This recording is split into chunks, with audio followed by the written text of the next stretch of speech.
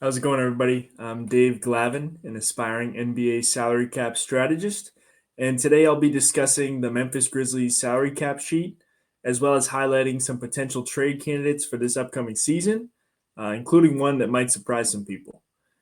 Despite winning 48 games last season, the Grizzlies really sputtered down the stretch, finished as the 8th seed, and ultimately got swept by Oklahoma City. They fired head coach Taylor Jenkins with just 3 games left in the regular season, um, despite finishing top 10 in both offensive and defensive rating.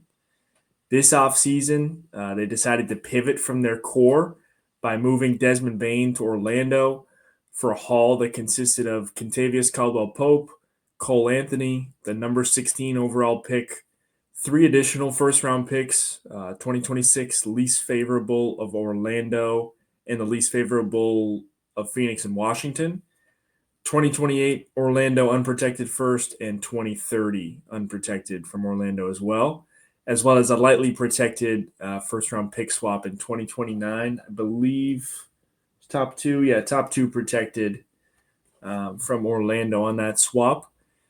Bane really complimented Morant and Jackson Jr. well, and I expect him to excel in Orlando. But that iteration of the Grizzlies really wasn't able to show enough to warrant passing up on a deal like this, especially for a non-All Star. Getting 4 first-round picks is pretty incredible. They get to reset around Morant and Jackson Jr., but that's going to take time as new head coach Thomas Isolo, I believe I'm saying that right, builds rapport and familiarity with the locker room. On draft night, they used that 16th pick and the 2028 Orlando first that they got from the Bane deal, as well as 2 other seconds, 2027 Atlanta and 2028 Sacramento, to move up to number 11 and select Cedric Coward from Washington State. Didn't play much due to injury, but shot up draft boards with his performance at the combine. He projects to be a two-way machine. He's got a freakish 7'2" wingspan, something like that. This is a rich price to pay to move up, so they must have had him pretty comfortably within their top 10. They added Javon Small in the second round. He's going to be on a two-way for them alongside PJ Hall and Oliver Maxence Prosper, the other two-way guys this season. The second biggest move that they made this offseason was the renegotiation and extension of Jaren Jackson Jr.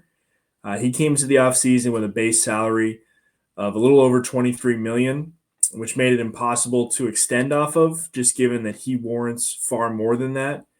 And the current CBA rule for extensions is limited to 140% of current salary.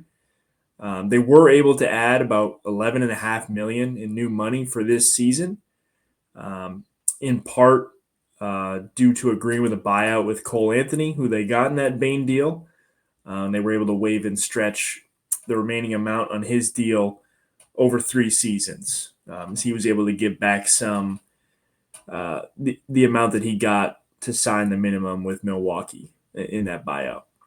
So Jackson extended off that new $35 million base salary for this season, 4 years, $205 million with a player option in the fourth year. Contract runs through 2029-30. Some other offseason moves include re-signing Santi Aldama to a 3-year, $52.5 million deal. They brought in Ty Jerome from Cleveland on a 3-year, $27.6 million deal, and re-signed Cam Spencer to a 4-year, $10.4 million extension. Also brought in Jock Landale on the minimum. Him and Aldama will have to really hold down the big man rotation for the time being because Jackson Jr., Edey, and Brandon Clark are all sidelined with various injuries. Keep an eye out for Memphis this season, really making a push for draft position over playoff positioning, just given that Morant is also already week to week with an ankle injury. I know he said that he might be ready to go opening night, but we'll talk about him in a second. Also, given how deep the Western Conference is and the strength of the top of the 2026 class, I don't think it's a dumb idea to really try to get your lottery ball as high up as you can this season. Speaking of Morant, under contract through 2027-28, he's extension eligible. I do not expect the deal to get done just based on his tumultuous last few seasons. How are they going to decide to try to maximize this pairing? I'm not sure. Got to get healthy first. They sit pretty comfortably below the luxury tax right now, about 16.5 million. Hard cap to the first apron because they signed Ty Jerome to more than the tax mid level. He got about 9 million, 8.7 starting salary. But they have full control of their picks going forward.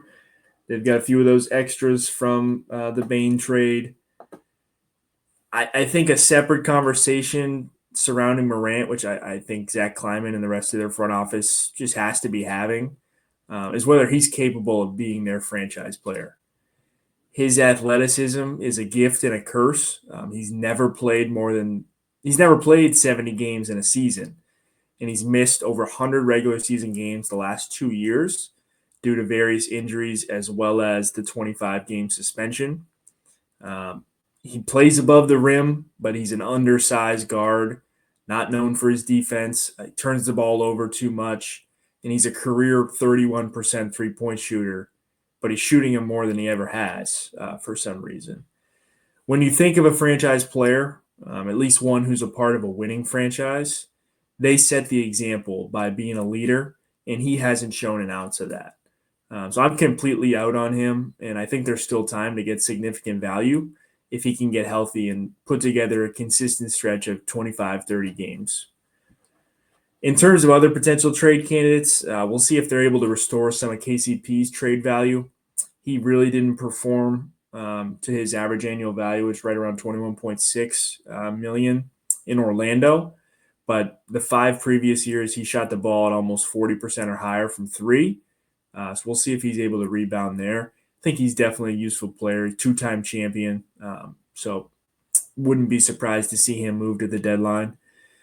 Given the capital that they gave up to acquire Coward, I think there's got to be a significant commitment to develop him this season, which is going to cut into KCP's minutes. I do expect KCP to start to begin the year, but by the end of the year, I'm not sure.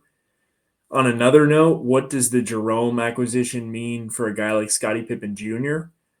Is this in anticipation of a potential Ja Morant trade? I'm not sure. But if Scottie Pippen isn't getting the run that he deserves, his skill set would definitely be appreciated by other teams around the league. He's an incredibly gifted player in terms of the intensity that he brings to the floor every night.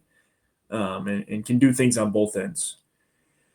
Memphis always does a great job of buying low on guys through their player development. It's probably as good as anybody in the league when it comes to finding diamonds in the rough on the back end.